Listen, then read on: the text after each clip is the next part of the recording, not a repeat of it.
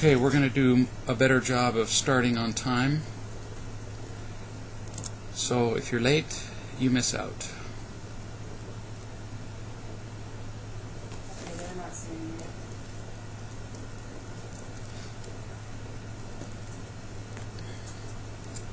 Give you a few seconds to log in and out.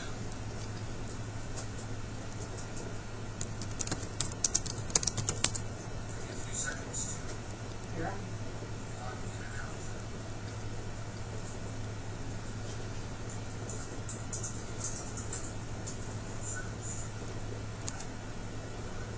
Excellent. So we have a few questions that have been emailed in to me, and feel free to go ahead and send me in all the questions that you'd like. So I think we'll be able to get to a handful of those.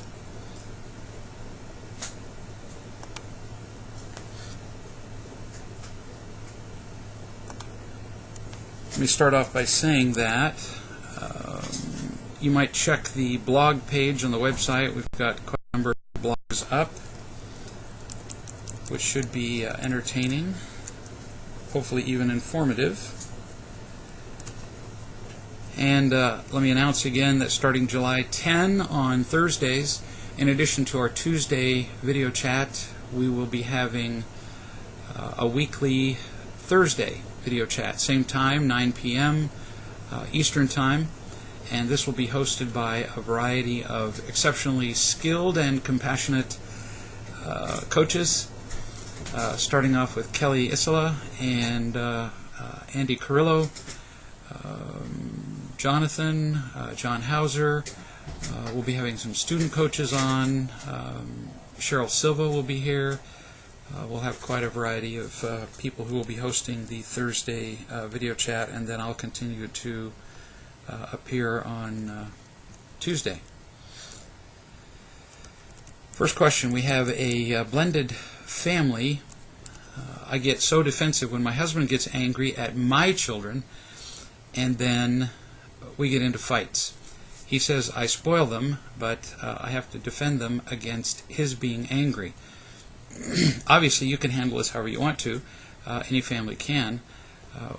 I have discovered that in families that separate children into my children and his children, or his and hers, mine and theirs, and any arrangement that separates the children tends to not work very well, because it makes the child feel included by one parent and excluded by the other. And that translates into loved and not loved. So that doesn't work very well. So my suggestion is first that you not refer to children as my children and his children, but our children. You may, on occasion, when you're referring to, when you want to refer to, it's just better to refer to children by their names. Now, for purposes of this question, you might refer to your blood children and to the children that you inherited with your marriage, and I understand that there are occasions where you might have to separate them for purposes of discussion like this, but most people in their heads refer to children as mine and his. I was married for 22 years before I married Donna, which was 100 years ago, and from the day that she arrived in this home with Jeanette and Rob, I never again, one time, ever, referred to them any differently than my children. And I think that's made a big difference to them, and I just suggest that to you. So that's one thing. The other is, you mentioned here that when your husband gets angry at your children, that you get into fights because you have to defend them against his getting angry. Well, you really don't. So think about this. The thing in a family is the amount of love that's in the family. That is the thing that your children need. So here's your husband getting angry at the kids. Let's just make it one child. We'll call the kid Fred. And so here's this kid, and your husband is coming into the room, and he's getting angry at this child. And you want to defend the child. But always picture it in terms of real love. So we have a child that doesn't feel unconditionally loved, and you come in ostensibly to defend this child. Well, what happens is your husband doesn't feel sufficiently loved to love this kid, or he wouldn't be angry in the first place. And then you come in and you get defensive and angry at your husband about not loving this kid. So what you're saying, Ian, is in an unloving way, you're saying, I don't love you, to your husband, and demanding in an unloving way that he love this child. Well, that's insane and will never work. So in an unloving way, you're contributing more to the circumstances. They're going to make it more likely that your husband will be less able to love your child. You're making things worse, is what I'm saying. And then he's going to vent his getting and protecting behaviors, his increased anger, because he's going to feel more empty and afraid as a result of your trying to control him. He's going to vent his increased anger on whom? On you, of course, and then on the child. Then, of course, you're going to make your child feel more like a victim. He already feels like a victim because your husband's attacking him. Then you come in and try on a white horse and try to save your child, who now feels more like a cripple because the child sees that, oh, well, I'm even weaker than I thought because mommy has to come in and save me. You've made this thing worse on so many levels, it's hard even to articulate all of them. You made your child feel weak. You made your husband feel worse. You've attacked your husband. It's a nightmare what you're doing when you say, well, but I have to defend the child. No, you really don't. So what's the alternative? You just have to let that attack go. You really do. You're listening to this and you're saying, I just can't stand this. Yeah, you really can. Walk out of the house. And then what you do is you show a greater outpouring of love to your child. And you don't say, well, gee, that monster of a husband of mine, I'm sorry that he treats you like that. No, you just be more and more loving toward your child. Then you be more loving to your husband. And you don't address that particular event immediately while it's happening, nor immediately afterward. Now, if it's a repetitive pattern and your husband keeps having trouble with that child, at some point, like maybe the next day, you might say, you know, I noticed that you were having a hard time with Fred. Is there anything I can do to help with that? Look how different that is from saying, I don't like the way you're treating Fred, which your husband's really not going to appreciate, ever. I just noticed that you're having a hard time with Fred. Is there anything I can do to help? Because I promise you, your husband doesn't like the interactions he has with Fred either. He hates it. So if you volunteer some help, I can't tell you how often I've done this with couples, done this exact interaction that you're describing. And then your partner may be able to say, yeah, it's making me crazy. Do you have a suggestion? Now he's put you in the position where you can actually offer some help. You can actually offer some suggestions as opposed to being intrusive, which was what you were about to do. Oh man, does that work better than saying, I hate it when you attack the kids, which is going to work, well, never. So it's just really huge that you approach him in a kind and loving way, since the unloving way works never. So why keep doing it? Like you said, you feel like you always have to jump in and defend the kids, and since you continue to have to keep doing it, my guess is it's not working very well.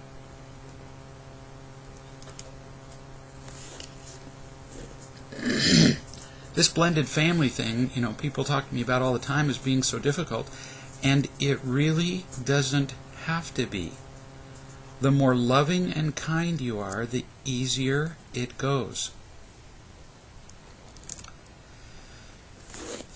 Here's somebody who says, it's a woman, I just got a report that my husband, we'll call him John, has been looking at porn sites, 50 sites just in the last month while I was out of town.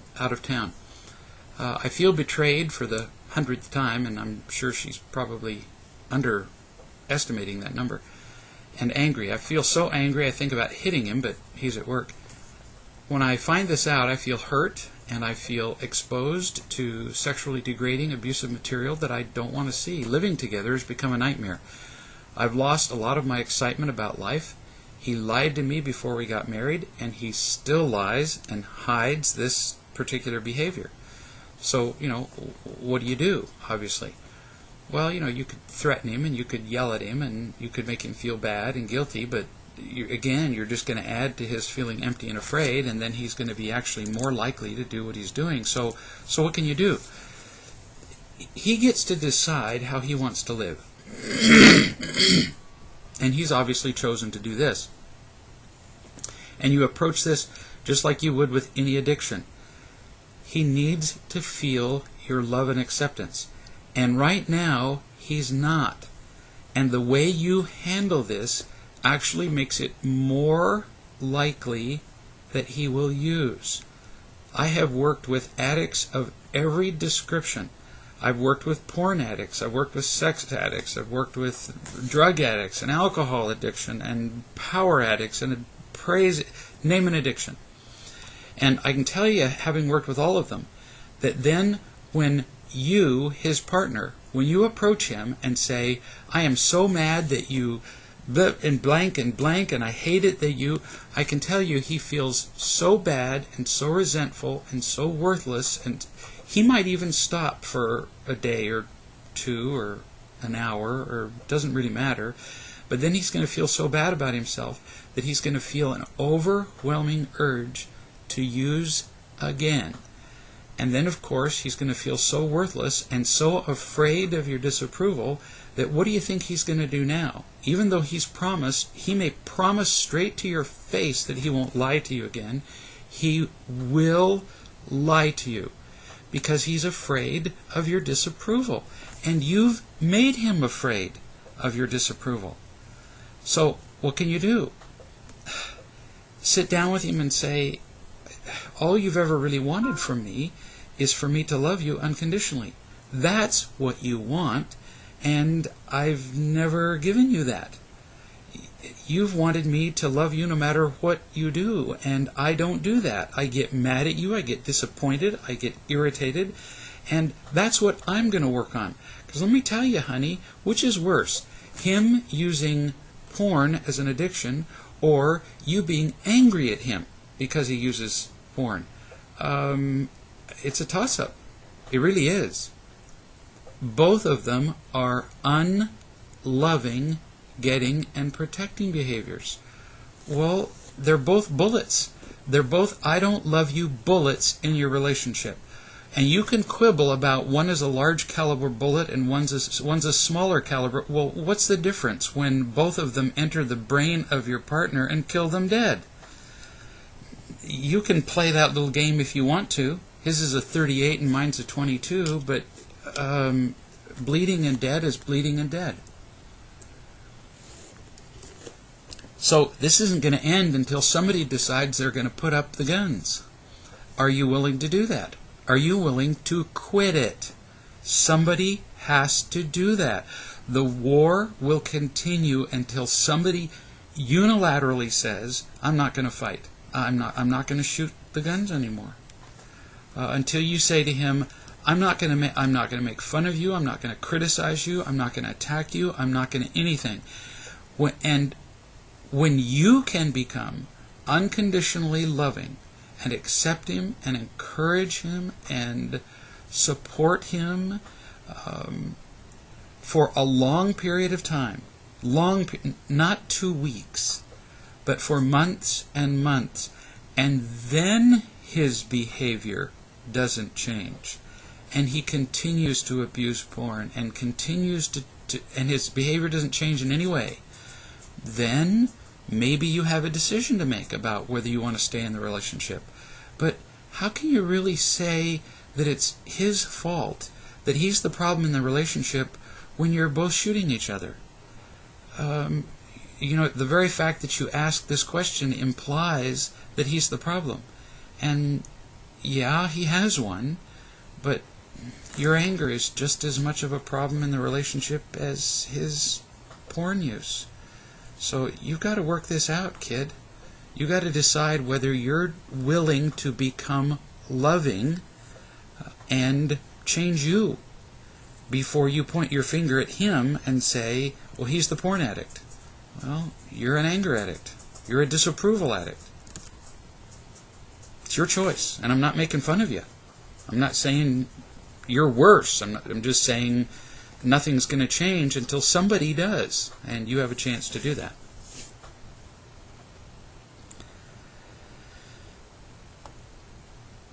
Somebody says, is there ever a limit? Let me find this again. To how many times we share a story that is about a painful time in our life? Isn't telling the story over and over keeping the information fresh and alive? This would also keep the feelings current. Yeah. Now, is there a limit? I'm not going to tell you it's 5. I don't know what the number is. But, yeah, there really is a limit. Only you can know what it is. But when I hear somebody, for example, say that they were physically abused by a parent, or sexually abused by an uncle, whatever, the point of the story is that they were not unconditionally loved, that they didn't feel unconditionally loved. The fact that they were hit or the fact that they were sexually abused are simply the details of how they were not loved. That's just the details. It's the vehicle. It's the way that they weren't loved. So if you were sexually abused, that's just one of the ways that you didn't feel loved. Whereas somebody else may have felt not loved by being simply ignored. They may never have been hit or yelled at in their entire lives. I know a man who was telling me a story recently, who was raised in a good church-going family. He was never yelled at. Now imagine this, not yelled at, not hit, not sexually abused, not beaten with a belt, not anything violent, nothing. But what he got all of his life was, every time he made a mistake, every time he screwed up in any way, he got just the most searing disapproval. It was just that. Now you know, excuse me, his parents would say, now you know that this is not the way we behave. It was just the most subtle, scathing, we don't accept you like that. Although there was no yelling, there was no screaming, there was no hitting, but they let him know over and over again that he was not acceptable as he was. There was no doubt about that. And the emotional violence to him was horrifying. He spent his entire life trying to earn everybody's approval and felt disapproved of and unloved every minute he breathed, with every breath he took. So the details of the stories we tell really aren't all that important. And after a while, if somebody tells a story like about their sexual abuse, for example, over and over, I will say to them, do you really need to tell that story again? Or are you getting some kind of praise for it? Are you getting some sort of victim-y recognition for telling that story? Because there'd be really no reason to keep telling that story over and over unless you're getting some sort of victim-y recognition for it. There really wouldn't be. Now, I'm not going to stop them from telling the story, but I'm going to ask them, why is it you're telling this story for at least the 4th time that I've heard it? So yeah, there is a limit. Now, some people do need to tell a story like that, 3 or 4 times to be sure that you got it, to be sure that you really heard them. And you need to be able to tell it back to them. You need to be able to say it back to them with 8, so that when somebody says, I was sexually abused, I was hit, I was ignored, so that you can say back to them, whoa, I'm hearing you. I hear that this happened, and that must have hurt more than anybody could understand. And then when that happened, you must have felt like this, and you must have felt like, until they get it, until you can see in their eyes that they get it, that you understand. But after that, nah, they really don't need to keep telling the details of the story over and over again.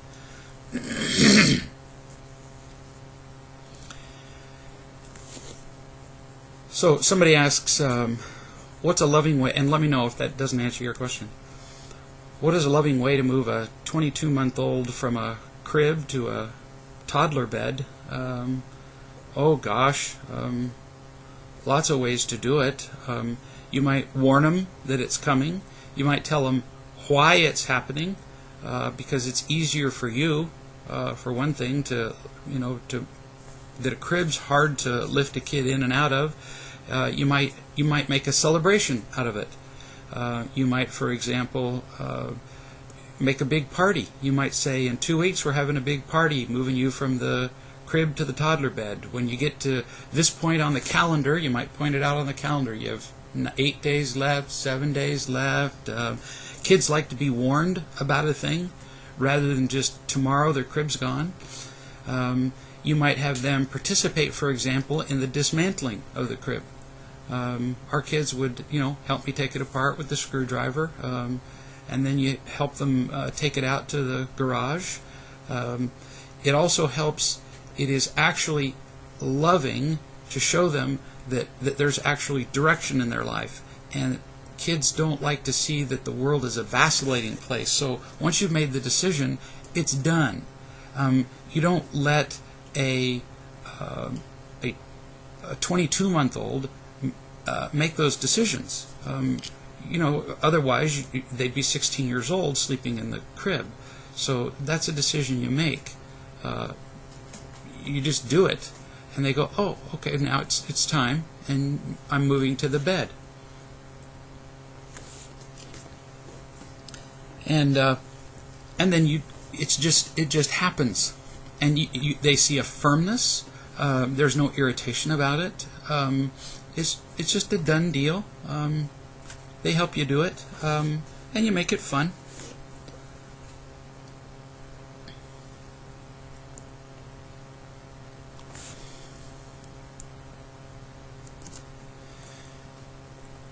Here's a lady who says, I seem to get a fair amount of real love calls from single women who obviously are involved in real love, because she describes them that way, who have men friends that they talk to, email, go out with, but they're just friends, nothing sexual going on between them. One of them has a male friend who's married that she's been friends with for like 7 years. She doesn't even know his wife. They email, talk, he takes her out to dinner, she cooks dinner for him, helps her hang pictures, do things around her apartment, so on. He tells her all about his relationship with his wife. It's deteriorating, by the way, and they're currently separated and trying to decide whether to get divorced or get back together. These kind of close male-female relationships seem like a slippery slope to me, the writer says. It also doesn't make sense to me for a single woman to put so much time, energy, and emotion into a relationship that won't culminate in the committed male-female relationship that these women say they want. Can you help me understand what's going on here? Well, as long as these women are very clear, and as long as these men are very clear about what they're doing in these relationships, then there won't be a problem. So as long as they're ultra clear that there's not some sort of sexual attraction going on. I mean, I spend a lot of time on the phone and sometimes in person talking to women doing things for them, counseling with them, with women, and I'm not going to have a long-term relationship with them. I'm just talking to them and loving them. Now, I'm a little concerned that this one guy, that this woman doesn't know his wife. That bothers me a little bit. Anytime there's an element of secrecy, that concerns me a bit. But Donna knows all these people. And at any time, if she said, well, gee, I'd like to meet this person, or I'd like to go with you, or I'd like to participate in the phone call, or the more open you are, the less concern there would be, the less risk there would be of anything ever going awry. So it wouldn't be any different for these men and women to be spending time getting unconditionally loved by these partners than it would for them to be spending time with family members, like with a brother or sister. As long as they are so clear about what they're doing. So, could it be a slippery slope? Yeah, it could be. So far, in all of my experience with real love, I haven't heard of any real love relationships going bad like this. Bad as in becoming confused in a sexual way. I suppose it's happened somewhere that I haven't heard of, but people in real love tend to be pretty clear about this stuff. So, could be a problem, but as long as people are in the midst of truth-telling, you're going to tend to avoid problems. So, if single women have healthy relationships, unconditionally loving relationships with a man who is helping her see the truth about herself, then she could certainly also be having healthy dating relationships, and this relationship with this guy would be just like having a relationship with a brother. It's not going to interfere with her dating, certainly.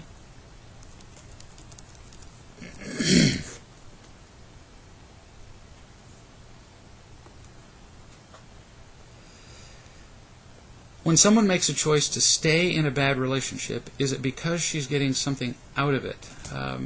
Usually, almost invariably, people stay in bad... There's another reason, we'll get to that in a second. We often feel bad for somebody because they're in a terrible relationship, but almost invariably, in bad relationships, there's a trade going on. So, for example, even in physically abusive relationships, we look at women who, for example, occasionally get punched in the mouth, and we think, gosh, that's just a terrible thing. Well, lighten up, because almost invariably a woman stays in a relationship like that because she's getting enough of a trade in imitation love that she stays there. And you're thinking, no. Yeah. Oh, yeah. There's always a trade going on. Praise, power, pleasure, and safety. So, sure, she may get punched now and again, from which the guy gets a feeling of, power, but most of the time, she's getting more, and sure it's conditional, and sure it's brief, but she's getting more of a feeling of safety and protection from this guy in other ways.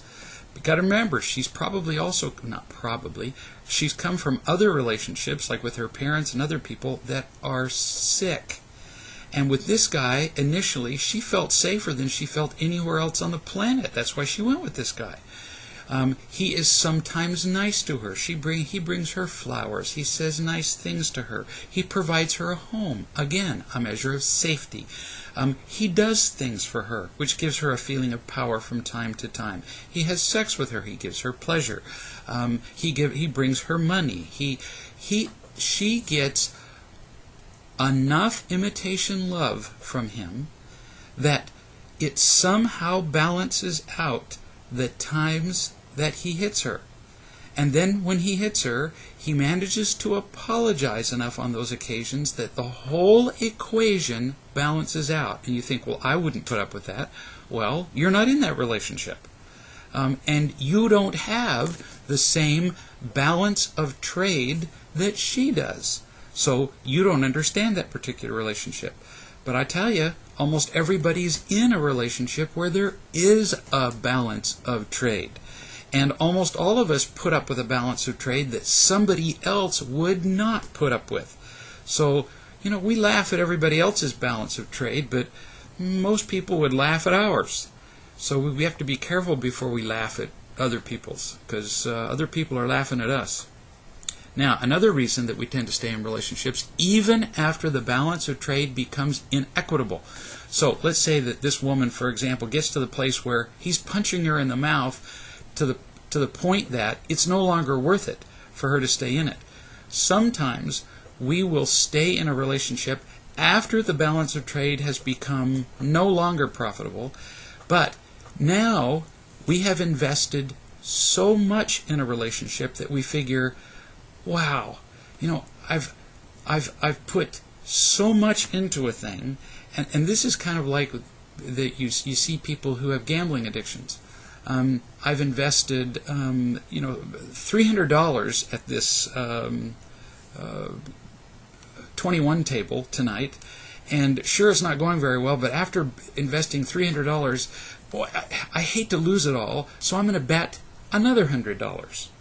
Well, there's a phrase for that. Don't throw bad, what is it, good money after bad, but that's what keeps bettors going. They hate to see their money go, so they hope they'll win it back. And we do that in relationships. After somebody has invested 10 years in a relationship, they're saying, oh boy, I hate to throw that away. So what if I just give it one more try? And they'll give it one more try for another 20 years. No kidding. And of course, by now, they're broken down and tired and worn out, and they've lost their looks, and now they don't have as much to offer the next person in a relationship, and so now it's like, well, now I'm screwed. Now it's, well, where else have I got to go? And so they stay in that relationship till they're dead.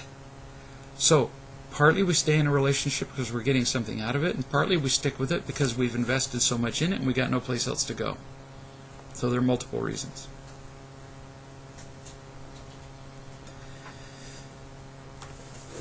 This person said, I found myself getting very angry at work today. For 2 days running, I've been interacting by way of email with another woman, and the emails are getting pretty accusatory. Yeah, there's just nothing about it as unproductive as accusatory emails. So far, I've been quiet, and I know that I'm wrong to let her attacks bother me. This afternoon, I sent an email saying I plan to submit 2 invoices and would give her a copy. She emailed back and asked, was I sure I hadn't already submitted them, and CC'd her boss. She's been taking such not-so-subtle jabs for a while. So, do I have suggestions? Oh, yeah. Now, this only took me, almost my entire life to learn. But pretty much anything that you say in an email, the other person will hear in the most accusatory tone of the person in their life that they hate the most, the person who was the most unkind to them. So if it was their father or their mother, then whatever you say in the email, they will hear their father say to them in their father's voice, kind of like a snake hissing at them. So you think that you're saying it in a nice tone, and they will hear it in the worst tone. So emails have to be particularly conciliatory. So you think that you're saying something just nice and straight. Oh, emails have to just be filled with almost apologies. I'd like to offer you this. I'd like to offer you, is there any other way that I can help you? I thought that I had submitted this, but I may have been mistaken. I could be wrong. I could... That's how you send emails. Emails are just sent with... You don't ever use words like, I told you before. You don't ever say phrases like, as I stated before. Those come across just like screaming. And I can tell you, I have made those mistakes on many, many occasions. When she says, was I sure I hadn't already submitted them? You say, my mistake? What would you like me to do? I will immediately send you. What kind of follow-up would you like? What would you like? I will do this, and what kind of follow-up would you like? Full of what do you want? That's what you do. And you don't ever tell somebody, you promised this, you didn't do this. You never tell them what they did, and you never tell them what they did wrong. You don't even just tell them what they did, even if you're not accusing them of it. People go crazy with emails. Emails are just absolutely the worst imaginable form of communication when you're implying that any error was made. And they will resurrect these emails and beat you about the head and shoulders as though they were using an aluminum baseball bat for months. So don't do it.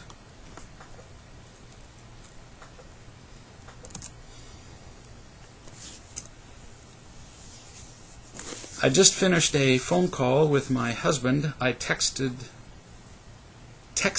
him earlier, Skype text, to let him know about a credit card program in which he can earn more air miles. He agreed a few days ago that it was a good idea.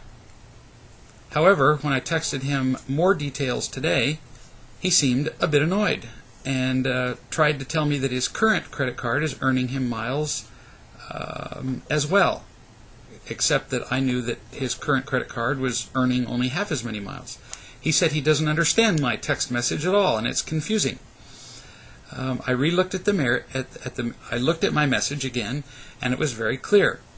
In this case, if I want to be loving, do I apologize for his complaints? But I don't think I've done anything wrong, so what do you say? Now, if you haven't made a mistake, you don't apologize. So what you say is, my message may not be as clear as I had hoped, especially, so what you do is, you say, you retype again, and you say your old credit card gives you, and you give them an illustration. Your old credit card gives you X miles. You just give them a clear choice. Under your present plan, your old credit card for a given purchase would give you 100 miles. The new credit card would give you 200 miles. So you show them an illustration of how the old would be 100, the new would be 200. And then you say, I was only trying to offer you something that appears to be better. The choice is yours. Now, see how clean that is? Old, 100. New, 200. What you are telling him is that your offer was better, and you are implying that he should do it your way. People, especially know-it-alls, just hate to be told what they should do. They hate that. And then they come back with, no, I was right, even when they're not. And so you simply write back and say, your credit card, not you as a person, your credit card, 100 miles. The new credit card, you don't say my way. The Fred's grocery store credit card, make it not about you, would give you 200 miles. This is simply an opportunity to increase the miles. I leave it up to you what decision you make. He may make the dumb decision just to spite you. If so, let him. Because for him, being right may be worth more than getting more sky miles. And then you just let it drop. For some people, being right is just absolutely invaluable.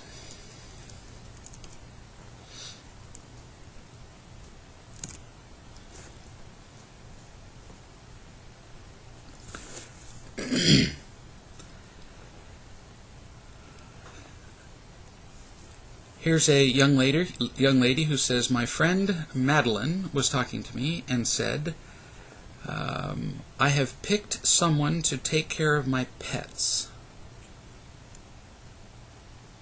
My friend Madeline said, I have picked someone to take care of my pets. Emma. Ah, I get it now. And I'm mad at Madeline because she didn't pick me. I get it. So her friend Madeline, okay, this is from Kimberly.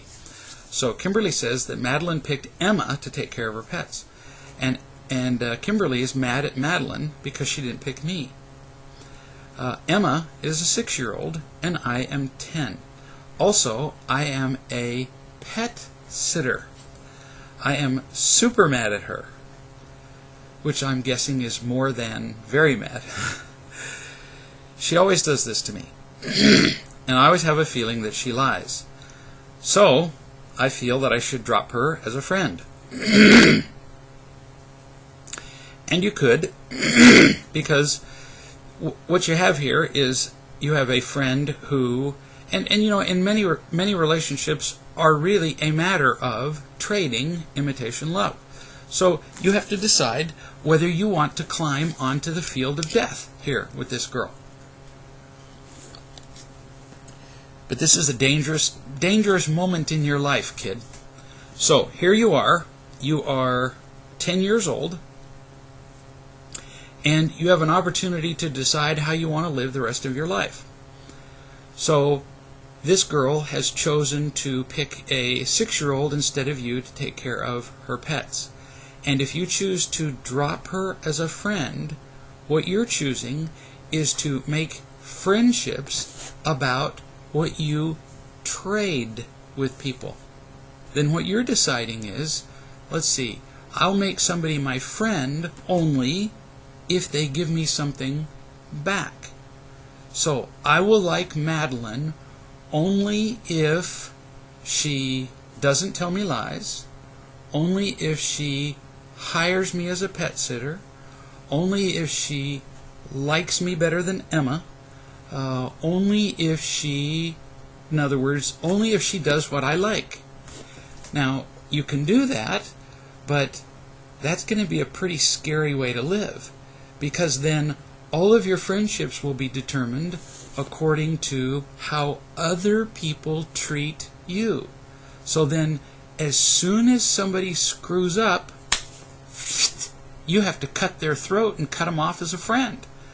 Well, you're going to be screwed all your life, because all of your life, people are going to make mistakes, which means that as soon as they screw up, they're done for you as a friend. Now, what would that be like for you as a kid with your parents, for example? Then, as soon as you didn't do what they liked, as soon as you didn't behave in the ways that they approved of, then they'd have to cut you off as a kid. See the problem? And that's how most people live. I can see why you're asking the question. I'm not making fun of your question. Almost the entire world lives according to the way you just asked the question. We set up our friendships that way. We set up our marriages that way. Almost the entire world lives according to what I call the equitable trade, the fair trade agreement. So you'll be my friend as long as you do all the right things. But as soon as you make, well, maybe not one mistake, but as soon as you make 2, then you're screwed. Done. You're out of here. I don't like you anymore. That's when dating falls apart. That's when marriages fall apart. I mean, people fall in love and it's really great until they make a few mistakes, but then they're out of there. So you have an opportunity here to learn how to be unconditionally loving. You have an opportunity to literally change your whole world. So are you willing to be Madeline's friend even though she doesn't pay you for pet sitting? Are you willing to be Madeline's friend even though she may sometimes lie? Are you willing to be Madeline's friend? The bottom line is, are you willing to love her unconditionally even when she's imperfect? If you're willing to do that, you're going to have a lifetime of happiness. That's it. That's the bottom line. And if you can learn that at 10, honey, whoa, you're going to be smarter than everybody who's in this room. Smarter than me.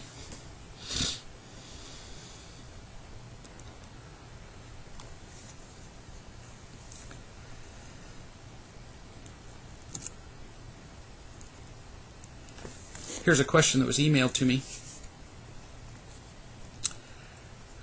I read today that one cannot be simultaneously grateful and afraid. While this makes intuitive sense to me, I was wondering if you could share your thoughts on why that is.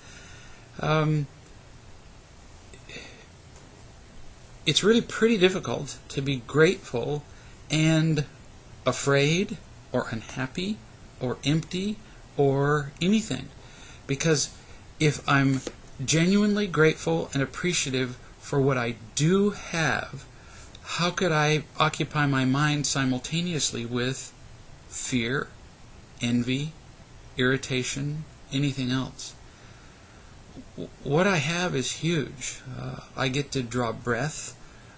If I'm grateful for the love that I have, if I'm grateful for being loved by God, if I'm grateful for being loved by all the people that I have in my life, then I don't have time to be afraid for what might happen, afraid for what I don't have, afraid, feeling empty for the things that I don't have. And yet, we don't have perfect gratitude. We don't have perfect faith. And it's something that we struggle with all the time, which is why it's an important thing to be constantly working at remembering what we need to be grateful for. Because when we can remember to be grateful, when we can be meditating on our gratitude, be praying for what we're grateful for, it's a lot harder to stay afraid. Gratitude is just a huge thing. It's a very mature quality.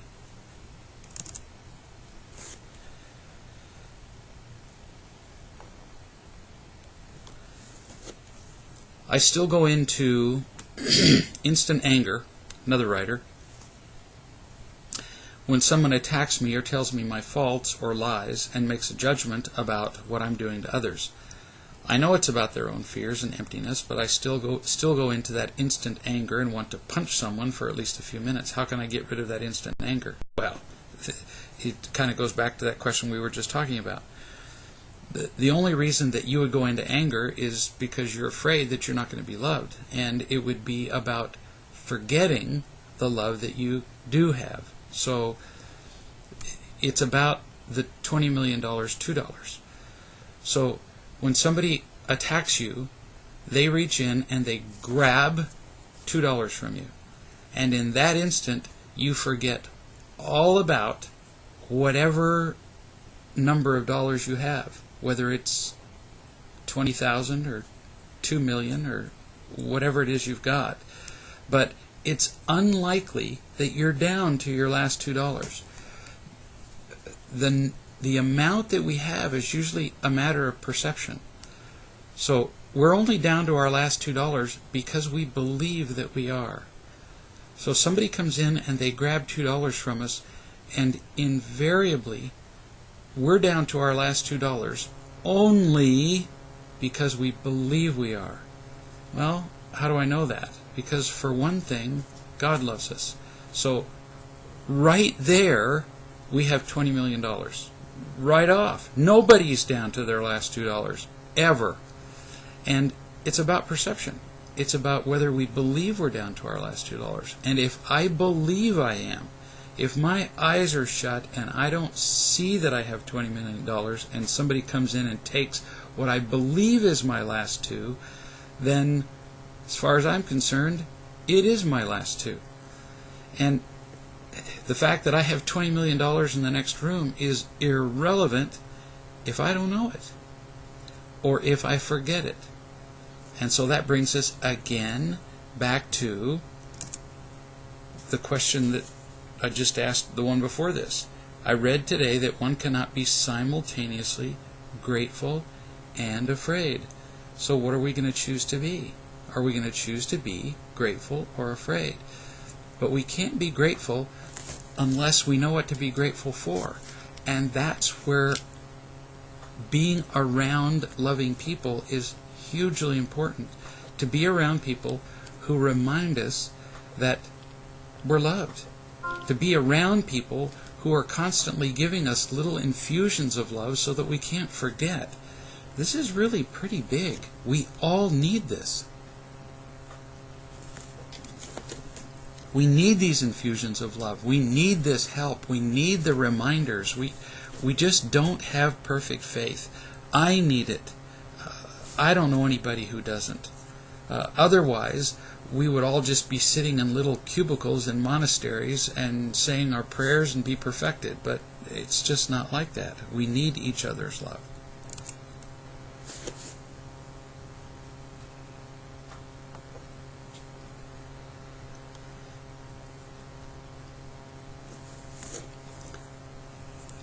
Here's Melissa, who says, I need help remembering why my last relationship isn't good for me. I saw a car, can you believe that, just a symbol, that looked like the one my ex drives, my ex-partner, and instantly I emptied out and started missing him. We need to be around loving people who remind us of the characteristics of old partners that we think we miss, so that we can discuss what those characteristics are, so that we can go through a list of those characteristics and help weed out which of those characteristics were imitation love.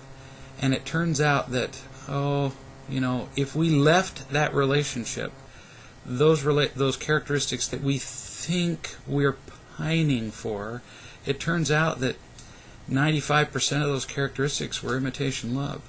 But we need to be around sane people to help us to see that. Because in those little pining moments, we think those things were wonderful. And we think they are wonderful because they create instant moments of gratification. Just like guys who go to the internet and look at porn and go,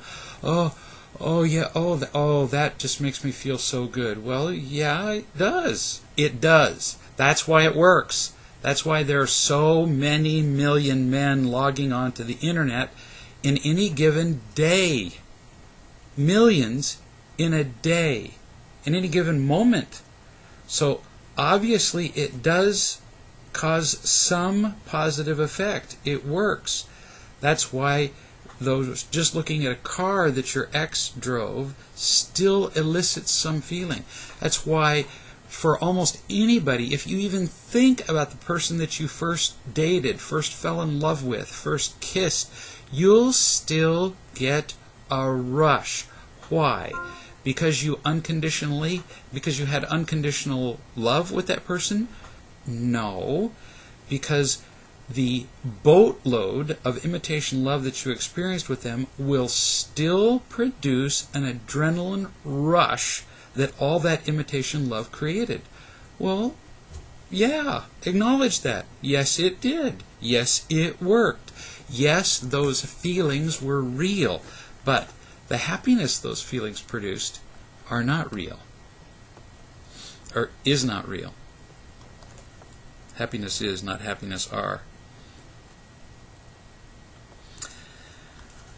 A close friend who's been struggling in her marriage called me today. They had just left the counselor's office, and her husband said for the third or fourth time that he wanted a divorce. The counselor suggested that they meet tonight to talk about the details. She called me and is a wreck. I threw out a suggestion that she tell him that she isn't in a good place to talk tonight, but that she could get together, say, on a Friday. My husband and I have talked with them about real love, and they know very little. How can my husband and I best love them through this? Well, it depends on their goal. It depends on whether they're willing to try something else. I mean, if they're done, if their decision is, we're done, we're getting divorced, we don't want to hear any other suggestions, drop dead, go away, then you just say to them individually, we're here to support and love you through the process of divorce. But if they're willing to try something, if they're willing to listen to you for even 2 minutes, then what I would do is I would just bare my soul to them. I would say, if you want to get divorced, great. We're certainly not going to stand in your way. We can't. Gosh, if you want to get divorced, have at it. We'll be here to support you no matter what you do. And I would emphasize that. We're going to support you no matter what. It's your marriage, it's your divorce, it's your business. It is our experience, however, that there is one ingredient that is essential to the health of a marriage. And without it, it is the reason people get divorced. So it's our experience that if a marriage has this one ingredient, it will succeed. So if you would be willing to try to learn and acquire, to learn about and acquire this one thing, we believe that it would be worth your time and effort. Just this one thing. And it's not more work. It's less work than what you've been doing. So we're not suggesting you work harder. So get rid of that notion. This is easier. But if you'd be willing to learn about this, we'd be happy to tell you about it. You could read a book. You could look at a videotape. You could listen to an audio tape. You could, there's 100 different ways they can learn about real love. And then you could briefly describe it to them. So that'd be a way that you could introduce real love to them. There's lots of ways. They could talk to a coach. They could whatever. Depending on their time and resources, there's lots of things available to them. They could come to the victim seminar in Atlanta on Saturday. They could come to Georgia. If they're serious about this, coming to the victim seminar in Atlanta is a lot cheaper than a divorce. We've seen marriages that were just in the toilet, marriages from hell, just completely turn around if people were willing to listen to how to find the single ingredient that changes marriages. So, it's certainly worth a shot if they're willing to listen for 2 minutes. You got nothing to lose, as long as you emphasize that you're willing to support them no matter what they do. But I would sure ask, why not? All they can tell you is no, go away. Or that's the worst thing they could say. I'm trying to be unconditionally loving to my family and do well most of the time, but I notice that I suddenly hit my limit where I can just no longer be loving. I'm attacked often by my son, and on attack, I think it's just a mistake. There's a number here. I just am no longer able to hold it together. I usually walk away, run, or I yell at him. Any ideas? Oh, this is easy. So, as soon as real love has limits, it's quantifiable. So, as soon as you find yourself even beginning to feel anxious, that's when you shut up. Don't wait till you're mad. So, you're feeling loving around your family. You feel like you're doing well, pretty much most of the time. And when your son is attacking you and you start to feel anxious, then you turn to him and you say, I want to finish this discussion. You don't just cut it off and run. It's called running when you have no other response. It's called running when you're afraid and angry. That's an involuntary response. It's called strategic wise withdrawal when you do it by choice and you do it wisely. So you say, I want to hear the rest of this, and but I can't finish it right now. So how about let's finish this discussion in an hour, or 2, or 30 minutes, whatever it is you feel like you can do, and then you go make a call to some wise people who can love you up until you can do it better. But you never continue past the moment when you start to feel even a little anxious. Don't even get too angry. After you've gotten angry, you're dead. Then you're running. No, you feel anxious, you stop, and at that point you go get loved, and you come back and you talk to him in a more loving way, and you will just love the results. So we're going to talk again next Tuesday. Email me tons of questions if you'd like at greg@reallove.com. And we look forward to seeing you a week from today, and we'll see a bunch of you in Atlanta at the Victim Seminar. We'll see you in a week. We love you tons.